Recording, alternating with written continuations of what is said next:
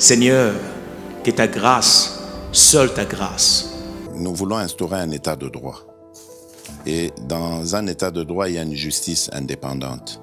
Ce n'est pas à l'individu Félix Tshisekedi de commencer à faire justice.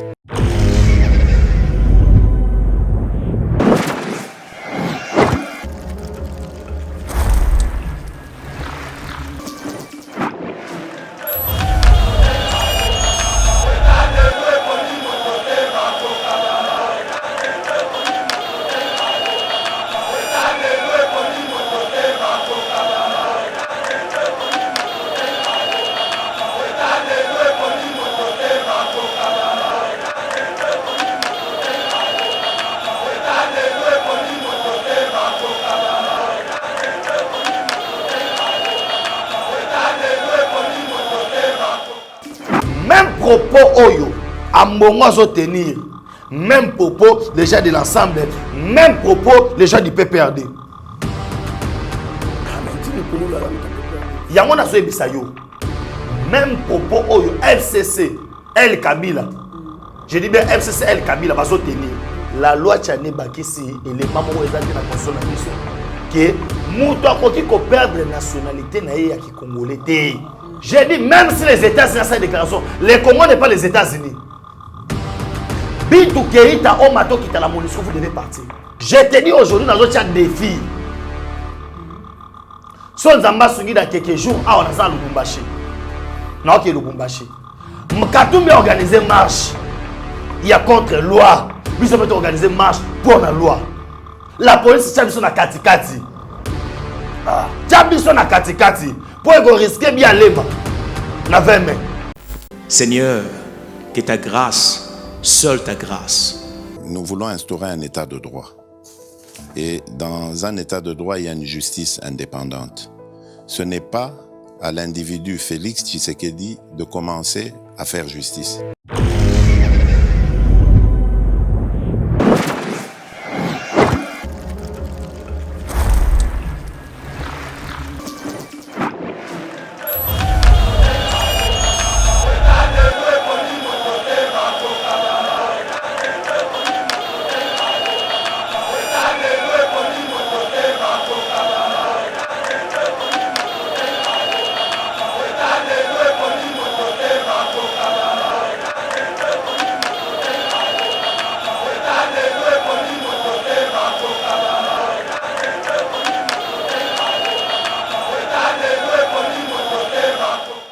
Mbote Balandia Eba TV, tokuta une émission veille patriotique, émission Tokotaka. Bongo na banda ko à travers ba télévision, ba téléphone na bino poto pesa bino sango. Ya mboka na biso République démocratique du Congo. Na yango tolobela bongo proposition ya loi ya Tchano aliko suscité ba problème belé, ba réaction belé. Tu appelles sous interview à Martin Fayoulou, il va bongo sortie médiatique naie juste après à Mokozambo appelé na Top Congo. Alors aloba ki makamto e bango na kati ya émission oyo to lobelango to appelle sous Matali bongo ba réaction ya batu cardinal Ambongo a réagi à propos ya loi congolité Vital Kamerhe et plutôt Olivier Kamita Toupé a réagi to appelle grève des transports en commun et à ba privé na ville province ya Kinshasa ba privé ba boyi ke ba ko ça la télé là pourquoi puisque ba tracasserie et l'équipe mingi dans zela to le pays sous mon konzamboka o ayeba ki bongo na ko inaugurer samedi oyo coopérative et commercialisation des poissons de Kinkole bongo à la Kakibango depuis le 7 mars que akoye la bango ba condition ya la kibango mais ayeli bango après 3-4 mois to belango na kati ya émission na mona mboka Benjamin mona suka pièce contre pièce l'actualité ndeto kota mozindo bongo boyeba mafa lobaki nini bongo na Top Congo ambonga lobaki nini Olivier Kamita lobaki nini mo mboka Benjamin na suka mboti ka mbote ndeko Trésor Kandolo mbote na balandi nyonso tu ya Yeba TV. Encore une fois, bato nous surtout babenga ki ngai pona anniversaire. Merci beaucoup ba batindela ki ngai ba vidéo on est ensemble, batoyo, bakomela ki ngai, batoyo, basala ki nyonso pona ngai, on est vraiment ensemble, pe na bisibino. Merci, merci mingi. Mais le rôle à Moussa les autres singles, moyen repé mes ates lundi, tous déjà awa, pour nous que par rapport à Maramos, tout les. Merci beaucoup, moi, Mboka, Benjamin Asuka, Batunyo, surtout, oh, bah, souhaité à qui Benjamin Monasuka, joyeux anniversaire dans Zela Nanga, en tout cas, et Koma qui très bien, Nabissino, merci. Mingi, Nande, quoi, c'est là qui a vidéo, c'est là qui est plutôt vidéo, à Tinenga, Natina, peu Benjamin, à mon qui vidéo, on a pu poster qui a na statinae, donc, toi, Aliko Sabino, merci. Mais moi, je vais que le 2 août, et à bon anniversaire, il y a 13 ans, Kandolo, Kapepula. Moko ya eba tivoa eba kanako servir bino dans les 2 août bokanga dato vidéo message appel mbongo en tout cas nga direct mbongo botinda poto somba ma champagne to sepele longo merci beaucoup et daika pona ko succès bino momo beje mona suka ya lisingo makasi yako yamba na plateau oyo to sola mai matali bongo congolité. Alors, le cardinal Ambongo a réagi, réaction. Non, il a dépassé les limites. C'est une loi discriminatoire. Il a dépassé les limites. Il a dépassé les limites. Son éminence, monsieur le cardinal, avec tout le respect au Topesayo, au Lakisi Bizaleli. Ah oui. Non, à Lakisi Bizaleli, il y a ma baie. Au moins, il est l'autre raison, mon frère, que. Descente oyo cardinal akenaka katanga ba inakota na kabila na katumbi. Tu m'avais demandé beaucoup de questions sur ça. Ah Benjamin, on a formalité. Un cardinal qui se déplace pour qu'il ne soit inauguré et l'homme privé, il y a un individu. Et ça n'impacte à mon côté. Et ça n'impacte à mon côté. L'église catholique. Relation pétée. Relation pétée. Mais tout le monde dit monseigneur bazokufana katanga awa tout le monde pense cardinal a ses déplacements. Mais il était parti nous avons kende la mission. Toyoka kinabino awa comment c'est quoi comment ki mutema moto non ce qui mbongo organiser l'élection ezate na robimisa mbongo. Mais yoko bimisa mbongo. Ce qui bataya rocha o to bengi mabonza na ba église. Ezali pona ko toyebi biti église toyebi mission église catholique.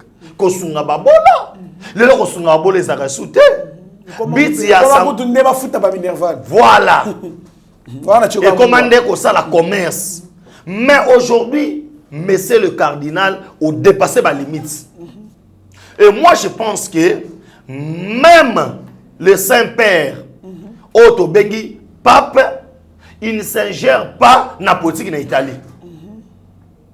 Oui, la politique ba politique ba koluka kokutana na pape mais pas passer la déclaration il y a politique et nostre même pape nenga sa wana bon na Italie nenga sa boy non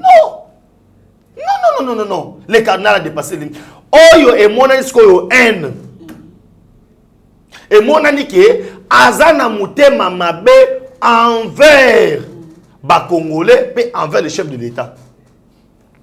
À ça, il y a un personnel. Maintenant, de Kokandolo, je prends mon stylo pour tout bandakour.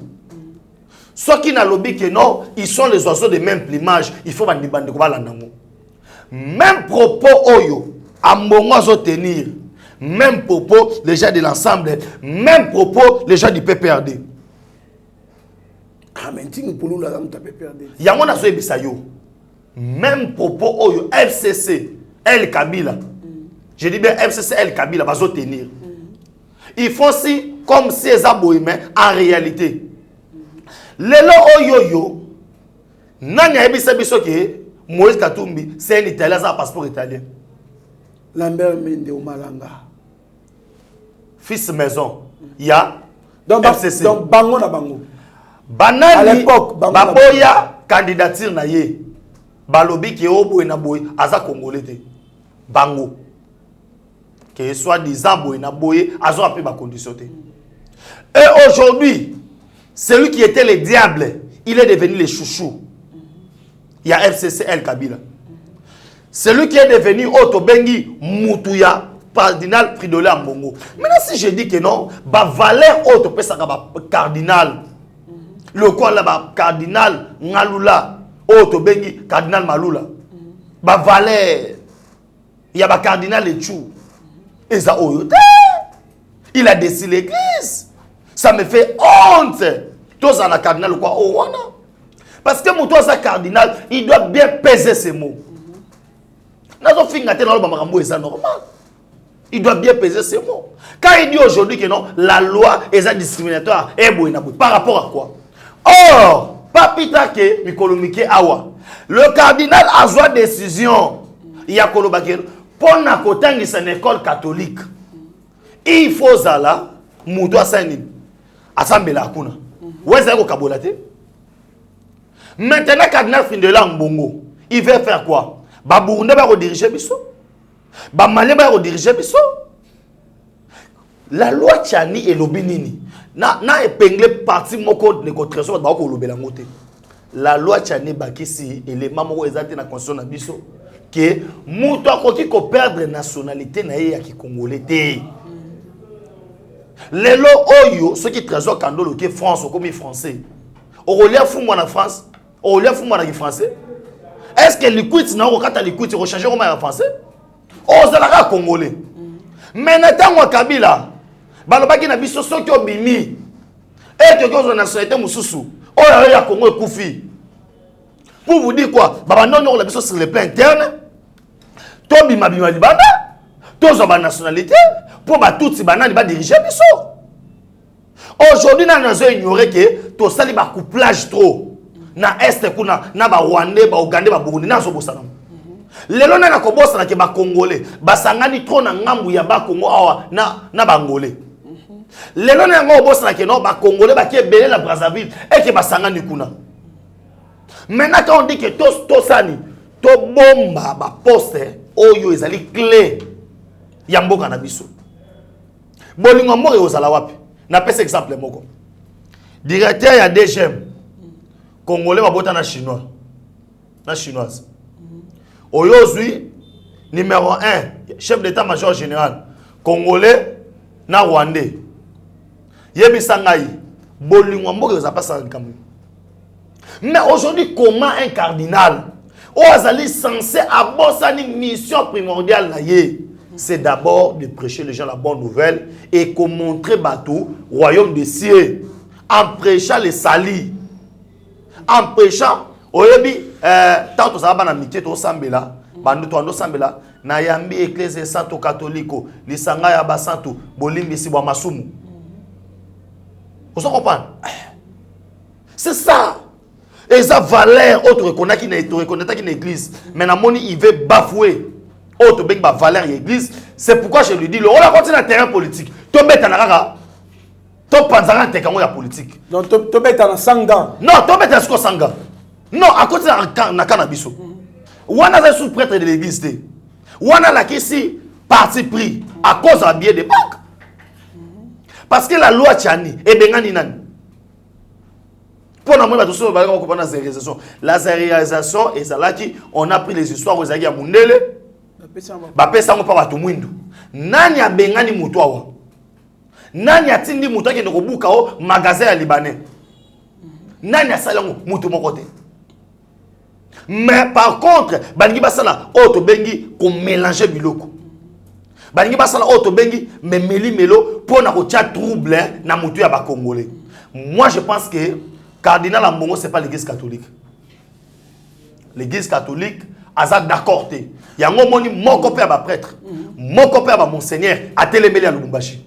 Ah bon, alobi. Alobi banda oya.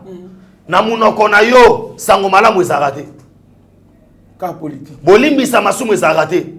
Yo zakaka, ba pesa nga jipite, bo pesa nga jipu mususu. Mais franchement, Ali Peko Sopé, ma casse, mon amour. Ba pesa ki ngai te, aki azu kotoyo. Aki apamboli kotoyo. A critiquer kotoyo. Tant kotoyo ba bengiye, akumisi. Osomo na neti muto. Bon, bo excusez nga ta osuna koloba. Bon, elo na ngana beko mama be. O kasende muto moko. Ayeba ta musala o ya yela ki n'existe. Osomo pa ayeba ta musala o ya yela ki n'existe. Et puis à part wana na ndeko kandolo. Le cardinal Findolé Ambongo. Na lo ya makambu ya oto bengi rosa malonda. Premier critère il y a désigné numéro 1 Seni cardinal Fridolin Mbongo Loba Muluba te. Muluba abi Kassayen Yente. Kassayen te. Bah écartana nous tous les 3 candidats Kassayen. 3 provinces Mobimba. Ouais. 3 provinces parce que Grand Kassai Tocha Kassai oriental, Kassai central, Kassai, Lomami, Tochena nani Sankourou. 5 provinces. Sur 26 c'est qui écarté. Voilà. Oh bah à droite il y a Osani, il y a qu'à postuler place Wana c'était normal. Et il visait quoi? Comment un candidat la cour va poser choix na bango? Tout le monde a été passé de laisser. Alouba yango, Baliaki. Baliaki cela veut dire quoi? Il a été corrompu. C'est pas moi ma vidéo est salée. Oh Denis ça veut dire non. Baliaki. On a yaliate nani. Oh. Hein? Yaliate nani. Oh et bon maman qui est le mutazo Kaboul. Hein? Mutazo Kaboul batala qui na munoko.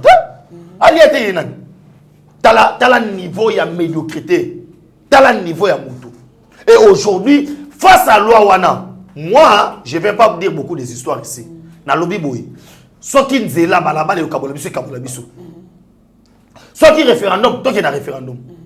Parce que ezamak eloko ka musanga na Congo, bazo linga ba misa loko zeloko ya sika. Na 1981, tozo kende be élection ya voter vert. Na 1984. Na 1981, Mobutu bâtia loi. Il y a des pères et des mères. À part Rwanda, article 78, il y a règlement d'ordre intérieur, il y a banque centrale. Banque centrale au Somonao. Balobi Moutouako ko diriger banque centrale. Il faut ça des pères et des mères. Congolais. Point barre. Et l'on des pères et des mères, il soit battu dans Nengenini. Comment tu vas assumer de hautes responsabilités? Oye kochayo na embarras de choix. Tu peux exemple Awa. Nous avons le chef d'état-major général au Azata Osusuna 50-50. On appelle cet exemple. On va maintenant mettre des stratégies militaires pour tout bundi samboka oyo. Tata na ye, maman na ye bande kone basakuna. Mais tout le monde a clairement de Rokandolo. Pourquoi on doit mentir aux gens? En 1998, Awa, Bakamion, Congo na guerre, na Rwanda tout consort. Mouza bimisa minerai à Jekamine, Bakendoteka. Et comment na Zambie? Un Zambie à 100% a bloqué yango. Moïse Katumbi. Alobi minerai au Kendete. Bwana nyongwa yana nga. Nyongwa kote zaki ya yete ya Katebe Kato a bloqué yango. Baka bato a Jekamine ba mamona lobo. Moussa Koufi, quelques temps après, il est réduit gouverneur. Comment l'ennemi de ton père, il est parti en exil pour la tata Nayo, il va devenir ton ami Nandengeni. Et aujourd'hui, quand vous dites que non, la loi c'est seulement pour condamner Otobengi, Moïse Katumbi, mais les gens n'ont pas noté.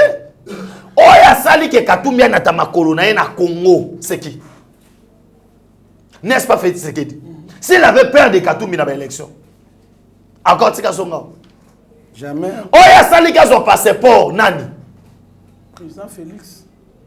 Oh, il y a les lois sali qui ensemble pour le changement. Bandi ma comme état parti politique Nani? Oh, il y a sali qui a na Kinshasa Nani? Ça veut dire qu'il faut être fou. Parce que ça a tourné, il faut être fou. Aujourd'hui, pour protéger notre souveraineté, pour protéger nos postes clés, assurer l'avenir de nos enfants, c'est tout un problème. J'ai dit, même si les États-Unis ont cette déclaration, les Congo n'est pas les États-Unis. Bintou Keita, Omato Kita la MONUSCO, vous devez partir. Parce que Ndekokandolo, je ne sais pas, partout dans le monde. Tu peux me dire, Bila il y a 45 jours, il y a état de siège. Nabila, il y a 20 ans, il y a MONUSCO. 20 ans, il y a MONUSCO, il y avait un couloir de la mort où les gens ne pouvaient pas traverser. Mais à 45 jours, monsieur, il y a d'autres histoires dans Moka où ils ont relevé la souveraineté et l'intégrité à Batou. Non! Et ça va pas se négocier en côté. Vous comprenez? Parce qu'ils ont relevé dans le secret d'État. En ayant moutoua ça ndambu. Première intention tant que Joseph a eu pouvoir wap en Égypte a comme premier ministre a bingsa libota na ye. Libota de basanganaki. A lire oyo bana Israël ba comment ko bota en Égypte ba mona déjà danger zali. Un jour ba ko récupérer mwende wana. Aujourd'hui, Bissopé, total qui est au sang. Le Congo, c'est un pays où nous allons dans 9 voisins. Nous avons ces risques-là, il y a Moutoumoro Boye, Afroda, ça dit, à Diembeli, président de la République. Tout le monde est en paix. Nous avons Kandolo, nous avons Sabiso qui est dirigé dans 3 personnes. Oyo, Tata na Bango, Bandeko na Bango, Bandeko na Bango. Etienne Kabila, Ibrahim Kabila, bawanga na bango. Et que clan na bango batumi satouana. Tout ce qu'on a bango ata la photo ta maman na bango te. Parce que son maman na bino a envie. Bino boza 3. Il faut tout mon bino boza affecté na maman na bino. Maintenant maman na bino ngo. Mbala na nga liboso na yo kana vie que moi ça bota ka mapa ça boti moko. Après alekisi mikolo yo bote so mususu. Mbala na nga na ebite so ça c'est ça. Li pasa mo aboti na yo abora. Li pasa mo so aboti na Katanga. Na manono. Dema pasa. Mbala nga liboso. Mbala na nga liboso. Na nzolo ba bien mbala na nga ya liboso. Mbala na nga liboso pe na sutu kaka mutaki o déposer candidature ono ye noko na biso. Ha! Papa. Utaka la Shadara koma no kwa Kabila bana mkolonini. Shadara koma ndeko mama sifa bana mkolonini. Bana mkolonini. Pour vous dire que non, pour assister na ba théâtre au sommet de l'État. Maintenant de côté trésor, état que les intellectuels on a réfléchi. Aujourd'hui, notre compatriote Noël Tchani aye comme ma ajoute o eza sikate parce que la constitution sera Mobutu, ils ont un article 7. Merci beaucoup mon amboka Benjamin Mwanasuka. Toujours ma réaction contre loi wana ya Noël Tchani, c'est Olivier Kamita qui dit cette fois-ci ce qui loi wana eleki tokoma toko vivre makambu Côte d'Ivoire à vivre na temps il y a Laurent Gbagbo na président Ouattara. Réaction na réaction na ngai o comment on nani Olivier Kamita viana na basaki wana basaki ni kasi mu akoma boyit ya mu basaki basaki oh ya katumit mais ma basaki bon souvent na mona kena saki da Moïse Katumbi basaki te basaki chargé de valises parce que Salomon Escadela ya me marasaki ya dollar ya me marasaki ya mo yesu ko esa basaki ba bilamba basaki ya babilo Moïse Katumbi ya kolia banini ye mutazaka nango ye mutamimakango amema pe mbale o mata so mi mbale bo muswa china le peka ake nango bo fona vi wana ana mande pa pe me boiti demi Dakar mi ye wana ko oh maître so demi Dakar ye wana vi wana tala na ko yebisa o le l'autre so kanolo oya loba awa akolia mbuma asuka wapi na boloko. Et comme il fallait président na laisser madame na laisser Safou. Hein? Au tempo matana ndolo na moneke no président ko munene na chilata na laisser kata citron. Hein? Na yoki muto on ne mumani ote mikolo na mona présidence mumamaka ko zo mona te ya ona bagi na lokela ta président mumamaka on a laisser ye. Oh, o ebite na kitasa ka on dit mumba c'est quoi? Les fruits. Vous vous dites ba mangungu wana il n'y a rien qui va se passer. Bazalaki na motema ya kolobake non John Numbi azawana na mwa keke minduki azaki nango bazaki sina batakatakatanga mais même les Katangais ont compris que non Félix c'est notre frère, c'est notre sang. En combattant les Kassaïs tout comme ça, nous combattons les chefs de l'État et nous combattons les frères de Bas Congo, nous combattons les déconnaissances Équateur. Bazongi Nassima, je te dis aujourd'hui dans un défi. Si on a dans quelques jours, on a dans Lubumbashi. Non, qui est Lubumbashi. Katumbi a organisé marche. Il y a contre loi. Nous avons organisé marche pour la loi. La police tient biso na katikati. Ah, tient biso na katikati. Pour qu'on risque bien lema. Na 20 mai. Ah. Et qu'on risque bien y a lema na 20 mai. Coup franc. Ouais, Panzaka. Ah! Na émission. Coup franc, ouais, botan renaissance. Des retraçons tika. Baron risque. Bon, la police a na katikati. Batia penage non marche va kocha boye. Koto 200 mètres. Koto 200 mètres. Pour soit tiki biso boye. To mela bango. Wana webisa yo. Ngana lingi. Soit toke na balabala. To la kisansko force. Merci beaucoup, mon Je ne suis pas ici pour nous réciter ma haine, mais ils ont dépassé les bornes. Merci beaucoup. Quand on est dans moka ya batu, yeba limite na yo. To pesio mazembe. Au boto live ya coupe, na nenga moibi, c'est limité wana. Merci beaucoup. Martin Fayoulou Abi état de siège les alliés décrété sans planification pour trouver solution à est wana mboka. Non, via ça problème gaz et bété na mutu wana et ezo tungisa ye. Émission wana et la qu'est-ce que c'est ridicule. Et la qu'est-ce que ça n'a niveau té parce qu'elle se contredit, c'est que le Sako nous demandait, n'a pas répondre ça pas de sens. Bon, Batouni est question boye. Bamba question Batouni est dans émission de retraite. Balobi au défendre et lokoto bengi sortie de crise. Au même temps na Union africaine. Mais na kata la muko zaki yo mokote bozana ba partenaire. Pona nini loko za bino nyo surtout yo komeka kombo na omoko. Oh, bango na bando esa bango nde ba elaki na bango loko. Ah bon. So batuni wa bengo nani? Oh no benga ngai député Eli. Christian Sako na tunié question moko abiki na cour constitutionnel. Comment zaki incapable sa preuve nyonso? Oh non ba preuve zaki nango to banda ko se la paix. Voisin a biso a gagné quelle élection, ou a gagné élection, a bisa pe ya ba preuve. Non! Yo muto yo funda. C'est à toi ya bimisa ba preuve. Oh non, ku konsola bisaye, c'est des ridicules. Non. Après ça, na droit muto ya ko funda ne muto ya kana ba preuve. Parce que ko funda tant que aux ba preuve. Et puis eloko ami balé. Le motif na ko funda za ya tant aux ba preuve. Voilà, et loko ami balé. Et loko ami balé trésor foyeba. Batunié. Sikawa, on va être sorti de crise. Tantôt boui, aux awapi. Oh non, c'est non, résistance c'est ça les mains. Pour na bateau, nous surtout à école au boui, bakolu kakeno, baboto biso mboka. Comment on a Kasaye? On a Zamuta Congo central. Na lugana boto la mboka pour mboka wapi. Ça n'a pas de sens. Les lois sont Congo vani na kisa bokonzi. Aboto la mboka pour mboka wapi. On s'en parle. Cela veut dire à la question niveau naïe. Et moi je pense que et l'autre fois ça sera bien. Au moins va récupérer avec mon antenne.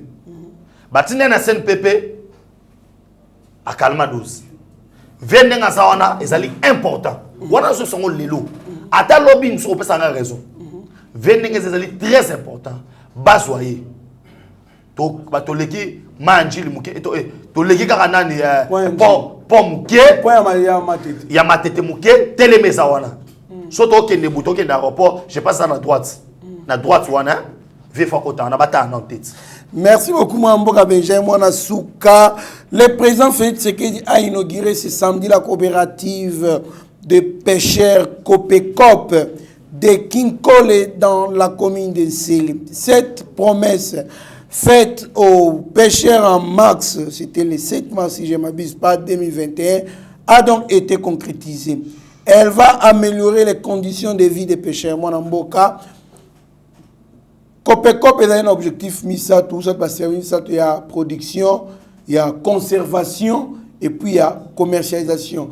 Production, il y a qu'on produire l'eau, babambisi, la condition bien, la matériel approprié, qu'on sort.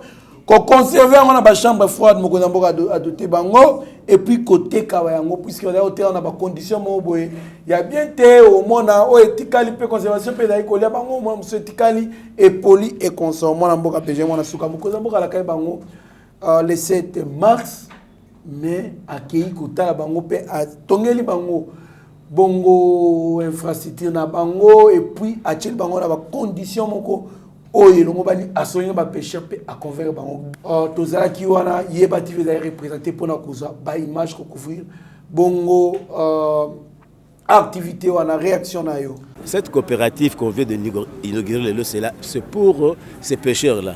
D'abord, ces pêcheurs-là doivent se prendre aussi en charge eux-mêmes. Ils doivent avoir cette volonté-là de pêcher convenablement, au lieu d'aller tuer le poisson dans le fleuve. Parce que nous savons qu'il y a de ces pêcheurs-là qui utilisent des moyens-là vraiment impossibles. Donc ils utilisent même de moustiquaires imprégnés. Donc ils n'ont pas de moyens. Donc non, parce qu'ils cherchent à avoir même des petits poissons. Or qu'on pouvait laisser les petits poissons grandir dans l'eau. Et demain nous aurons à manger un grand poisson. Donc nous allons continuer toujours à les conseiller, à les encadrer pour que notre eau ait au moins une grande quantité de poissons. Merci monsieur. Merci. Oui, c'est une structure qui fonctionne sur 3 piliers, dont la production, la conservation ainsi que la commercialisation. Par production, je sous-entends, Copecop est une structure qui disponibilise les intrants, les engins et les équipements de pêche aux pêcheurs pour les aider à augmenter la production. Ainsi, nous allons réduire le volume des importations de vivres frais. Et le deuxième pilier, c'est la conservation. Après la capture des poissons, il faut bien les conserver. Sinon, c'est la perte. Et Copecop mettra à la disposition des pêcheurs des chambres froides. Nous avons passé une commande et ça va atterrir bientôt. Et enfin, le troisième pilier, c'est la commercialisation. Nous allons acheter les poissons auprès de nos pêcheurs et nous allons le revendre, ainsi pour enrichir l'alimentation congolaise en vitamines d'origine animale. Ça, c'est le premier objectif. Le second, c'est d'inviter la population à consommer local. Copecop, tel que l'a dit le chef de l'État le 7 mars, c'est un projet pilote qui doit être dupliqué sur toute l'étendue de la République. Il suffit que ça réussisse ici. Voilà pourquoi nous sollicitons l'appui de tous nos partenaires, de nous aider à réussir brillamment cette expérience. Ainsi, le chef de l'État pourra de nouveau concrétiser sa promesse, celle de la dupliquer dans tous les sites de pêcheurs à travers le pays.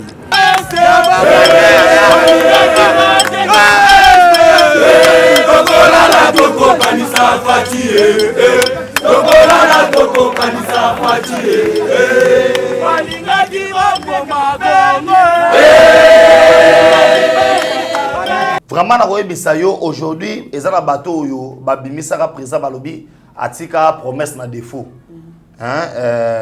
Sikoyo na inga na esa bateau wana awa sikoyo tika sikoyo ba compensement na défaut bolo ba rapide. Je pense que azaki na est les loto moni ba ndeko wana bits principal à Mokonza Mboka bo se rappeler lobaki loko moko lobi il doit faire des millionnaires congolais. Il faut payer aujourd'hui pour éviter la maladie moussus. Faut to liaka bio. Omoni mbisi wana baozo ekaka na biloko na liaka naturel. Ya fleuve oyo nzamba pambola biso na yango. To forçate bazuye balobiye baye na embala moko. Baoya kosomba na mitsa na basombi o etikali place à conserver ngo zaki na problème. Bazaki na ba chambre froide te et puis bazaki structuré te. Et ko sala eloko wana et ko aider na esika o ba na ko réaliser 100 francs to $1 ya bénéfice ba ko réaliser jusqu'au $5 ba ko épargner ba ko sala boy ba banque paie et ko accorder pe ba to na crédit.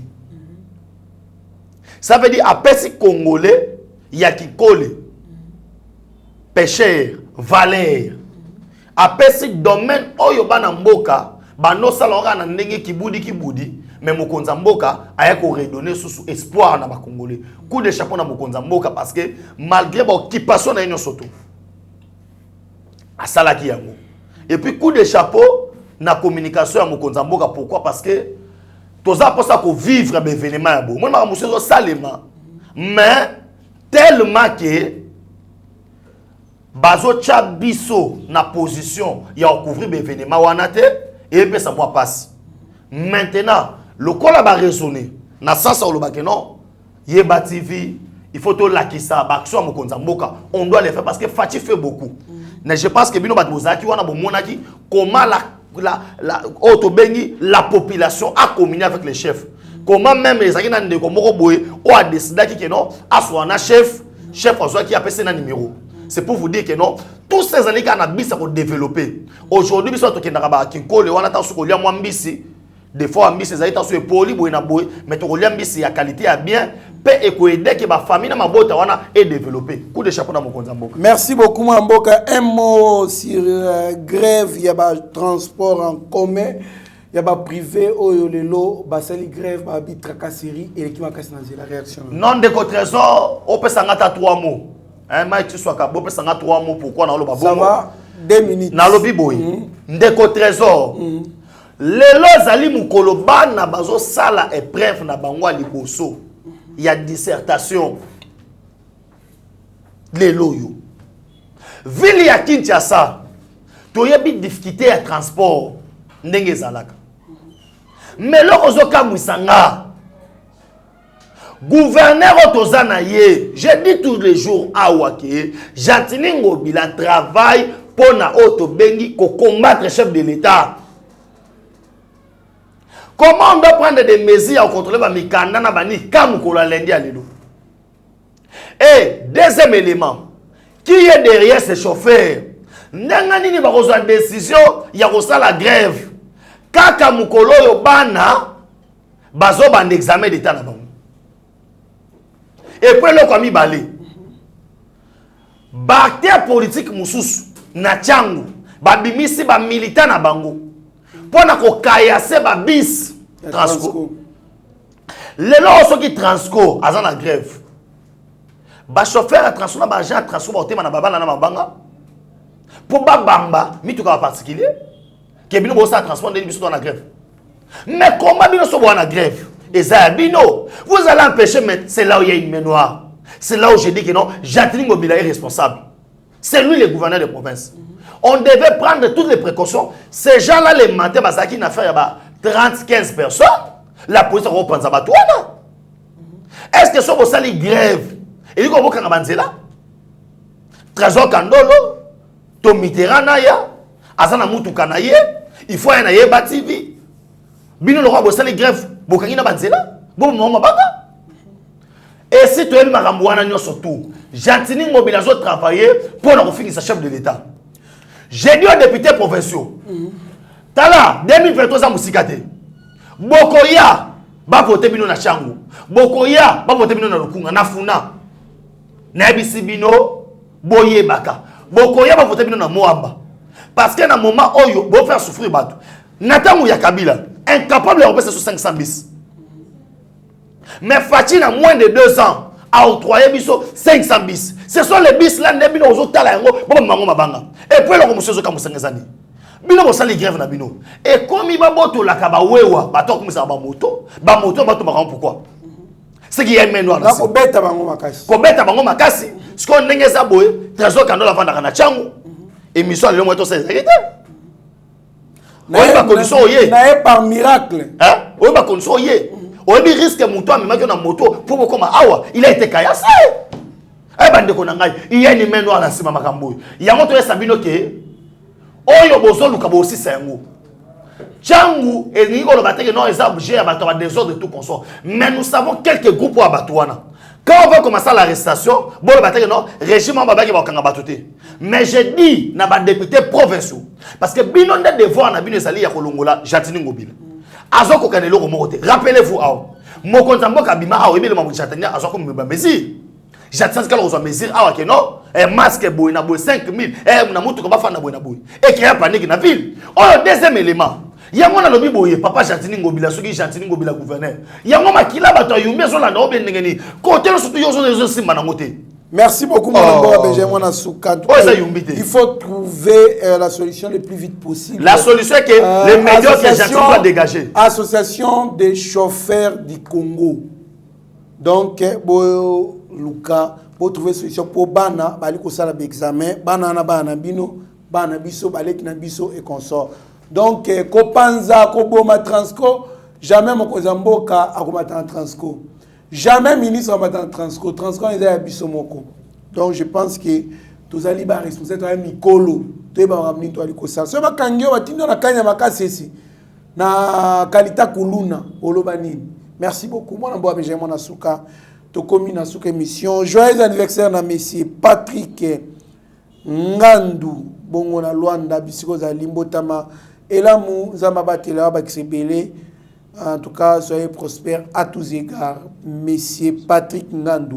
Moi, Mboka, ta caméra, il y a Steve Konde, acheté le petit génie, Mike Chiswaka, au Pessan Lobano Yasuka. Merci de votre trésor Kandolo, merci na François Sangwa en direct à Californie, pourquoi pas boutique BF Fabrice Zola, merci na yo mingi na bosanité boutique parti Lac Mouiro 686. Zamala mingi na bosanité maman Shinande, merci beaucoup. Jimmy Congo bandeko na nga surtout ya coordination Lubumbashi Nord. Zambaza na bino na bosanité Machipisha place Kabunde, président Prince ngana zada na nzerwana na zoda na Lubumbashi. Na bosanité président Chim, vraiment j'ai été honoré. Pourquoi pas président Chikito Mushashino, Boende Zalaga, Papir, Viena ba petit na bango et ça la moi bien na bosanité pasteur Carlos Monganga en direct ya Californie. Pourquoi pas maman Brigitte Kaja et na bosanité Oto Bengi na kombo ya Mama Ani Motema Papa Ben Kolonzamba Pambola Bino. Merci beaucoup. Merci beaucoup moi na Souka Benjamin. En tout cas merci na FB boutique Fabrice boutique. Merci na Pati boutique na Lac Mouiro numéro 59 Bokende. Bosso Mabilo Kwanezala et Sengo Makasi. Stéphane Kankou et moi je le Kankou la première. Chacho Pipo de Madrid. Eugène Ngoma le pétrolier. Merci. Bozali Ebele, Peter Kalonji, Bozala branché, c'est bâti Bozali cité. Mieux vaut être maître de silence qui plutôt esclave de ses propres mots. Merci. Seigneur, que ta grâce, seule ta grâce. Nous voulons instaurer un état de droit. Et dans un état de droit, il y a une justice indépendante. Ce n'est pas à l'individu Félix Tshisekedi de commencer à faire justice.